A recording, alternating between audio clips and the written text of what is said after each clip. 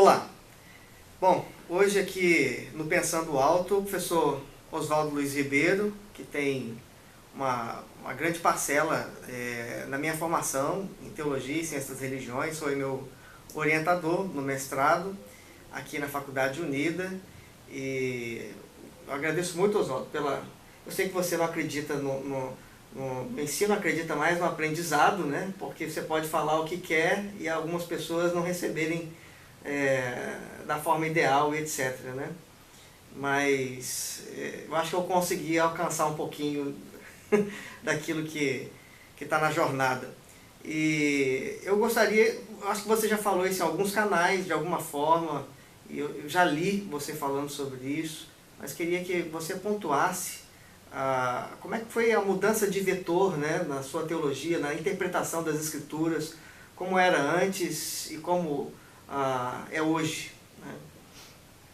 Bem, Nelson, eu me converti aos 18 anos, 1984, e passei por uma fase conservadora, muito conservadora, dispensacionalista, e acho que eu devo isso ao púlpito, em primeiro lugar. Você reproduz o que você ouve do púlpito, então essa leitura conservadora da Bíblia é fruto do púlpito, mas também é o fato de ser muito místico, muito crédulo, de acreditar no processo. Eu nunca fui cínico, nunca fui hipócrita no processo de ler a Bíblia, porque é modismo. Eu acreditava naquilo, mas acreditar com ignorância é só experiência.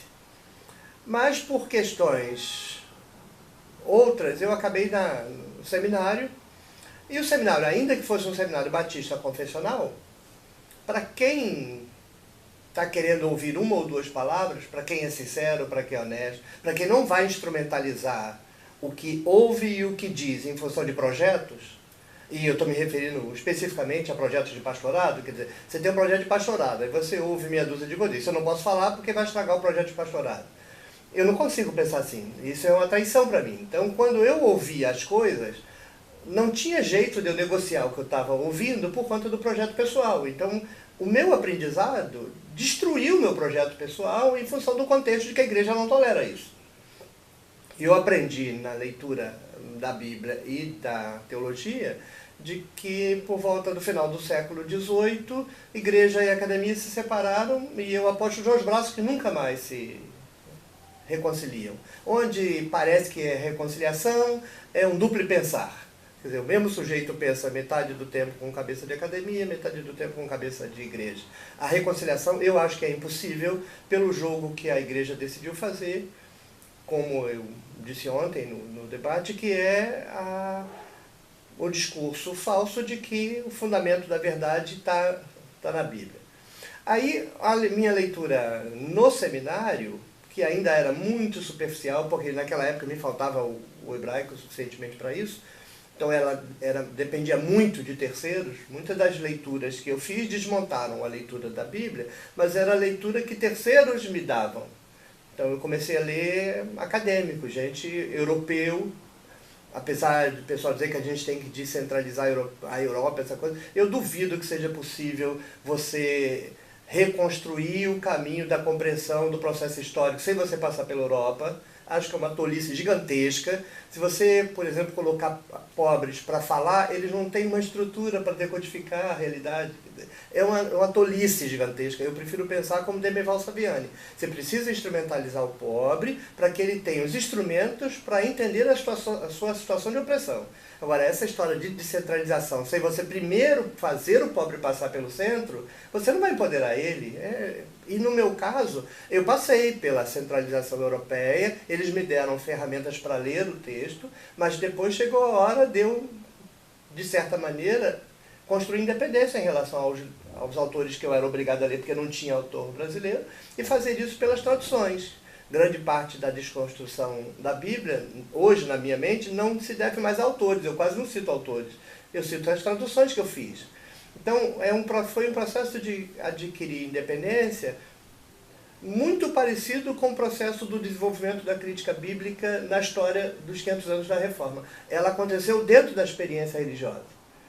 E por um desgaste do pessoal que fez o desenvolvimento da crítica, de não ser tolerado pela instituição, a academia e Bíblia acabam se separando, a academia e igreja acabam se separando, há uma certa convivência, mas a gente acha que é pacífica porque está longe, porque eu acho que se você se aproximar desses ambientes europeus, você vai ver que nem lá tem convivência nenhuma, departamento de teologia para um lado, departamento de antropologia para o outro.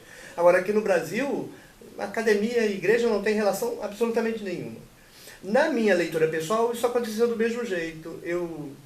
Que eu tenha contado, eu li a Bíblia 4 vezes, e li a Bíblia 4 vezes na minha época de leitura fundamentalista, então eu era um apaixonado pelo texto bíblico, eu acreditava naquilo, doutrina de inspiração, doutrina de revelação, essas coisas todas que a gente ainda ouve hoje. Eu acreditava nessas coisas, eu era honesto, mas o processo de ler a Bíblia desmontou o modo mágico e místico de ler a Bíblia, porque quando você lê preocupado com o próprio texto que você está lendo e não com as informações tradicionais que você tem, o próprio texto desmonta, ele é contraditório do princípio ao fim. Quando eu digo isso, aí as pessoas acham que eu estou tirando o valor do texto bíblico. Volta e meia, quando eu falo, aí na réplica a palavra valor aparece, mas não tem absolutamente nada a ver com o valor do texto bíblico, tem a ver com o equívoco da leitura tradicional, a forçação de barra política, que é a inculcação da leitura tradicional. Porque se você quer brincar de igreja, usa a tradição. O que eu não consigo fazer é usar a tradição, porque a tradição não me informa absolutamente nada sobre o texto bíblico. Quem acha que aprende alguma coisa sobre Bíblia com tradição, não entende nada de tradição e não entende nada de Bíblia. Por outro lado, eu sei que com Bíblia você não monta igreja, você só monta igreja com tradição. Como a igreja só quer jogar o jogo da tradição, ainda que disfarçada na Bíblia, não é um jogo que eu consiga jogar, a leitura que eu faço da Bíblia se tornou incompatível com a experiência da igreja, assim como, na história dos 500 anos da Reforma, a leitura que me parece útil da Bíblia, que é a pesquisa histórica dela, se tornou inconveniente para a igreja. Eu vejo, Oswaldo, me corrija se a minha leitura estiver equivocada, que o que salvou, eu vou colocar isso entre aspas, né, não foi a academia, mas foi a sua própria vontade, o seu desejo de interpretação das escrituras, a busca, né, o material que você teve acesso e etc. Né? É mais ou menos isso, porque você pode participar de uma academia, ouvir um discurso, né, e ter professores que podem auxiliar você nessa trajetória, outros que acabam desejando desdizer o que o outro diz para você. Né? Então, assim, teve algum professor chave na sua formação que te permitiu dar o start, né, acender a luz nessa eu não posso dizer assim, fulano de tal. Um ou outro professor teve uma influência mais de exemplo do que de prática. Eu poderia citar o Elson Santana, que foi alguém muito importante. O Haroldo foi muito importante, o Haroldo Heimer está num pedestal em relação a todos os outros, mas quando eu conheci, eu já tinha feito a desconstrução. Uhum. Então, ele para mim foi importante para me levar de volta para a Bíblia hebraica, porque quando eu encontrei, o meu projeto era ir para a teologia e filosofia da religião, fazer a desconstrução do discurso sobre Deus. Essa era a monografia que eu desenvolvia na época em que eu fiz a disciplina com ele. Mas na época eu tinha escrito o material que ainda não era dissertação, mas já era um texto de 100 páginas sobre Nehustan. Ele falou, não, para tudo que você está fazendo, porque isso aqui é a sua dissertação de mestrado. Mas com a nossa formação muito ruim em teologia no Brasil, o meu hebraico era muito ruim, eu acho que os alunos que saem de um semestre de hebraico comigo saem numa situação melhor para traduzir do que eu saí na minha época. Era muito ruim a nossa formação e o material que a gente tinha era muito ruim. Hoje a gente tem software, a BibleWorks ajuda imensamente o trabalho de tradução. Então, o Haroldo está num pedestal, os outros professores, eles nunca disseram para mim, e mesmo o Haroldo nunca disse com todas as letras, o Haroldo é um gentleman, ele se desconstruiu também no processo, mas eu acho que ele tinha uma aproximação mais mística da Bíblia, mais piedosa da Bíblia, do que eu na época em que nós nos aproximamos. Mas esses outros professores jamais, era muito sutil a forma, o Elson era um pouco menos sutil, mas ainda assim não era nada descarado como eu faço com os meus alunos.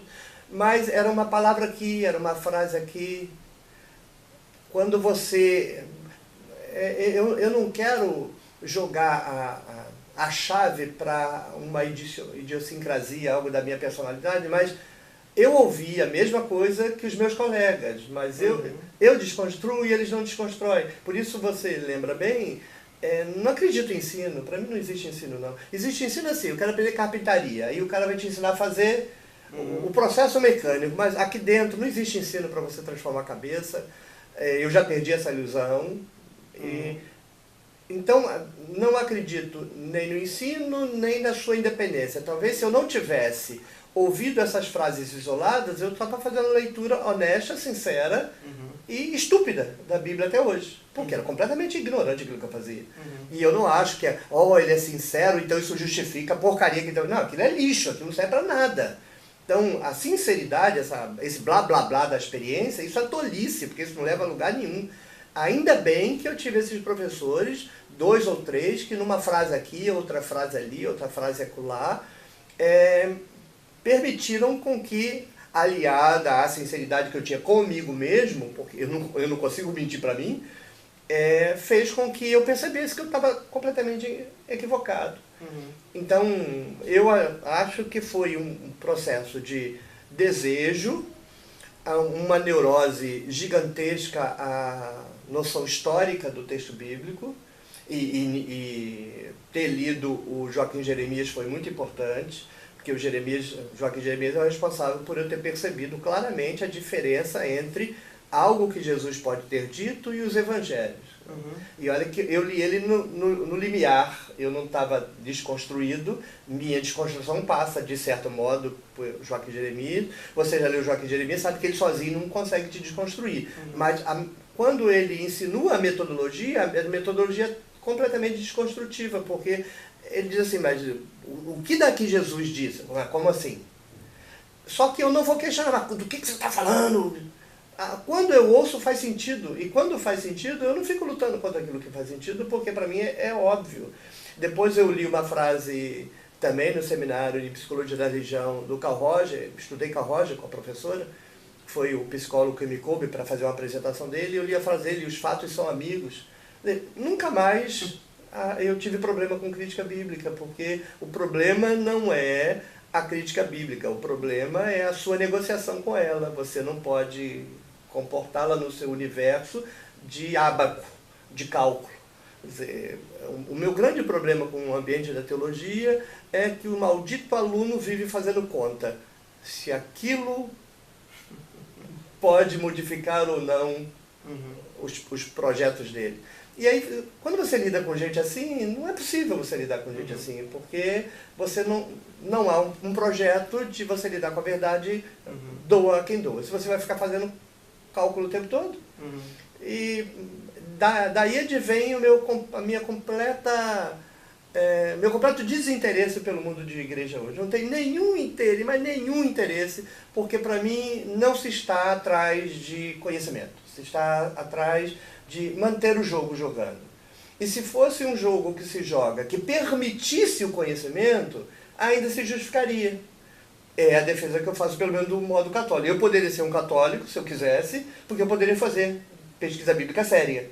Mas no meio evangélico não pode fazer pesquisa bíblica séria, porque o jogo que foi montado impede. Então eu perdi interesse, não foi pelos problemas de pecado da igreja, essa bobeira toda que a gente sabe que tem em qualquer canto, mas eu perdi o interesse porque o que eu posso fazer de útil para mim com a Bíblia, eu não posso fazer no ambiente de igreja.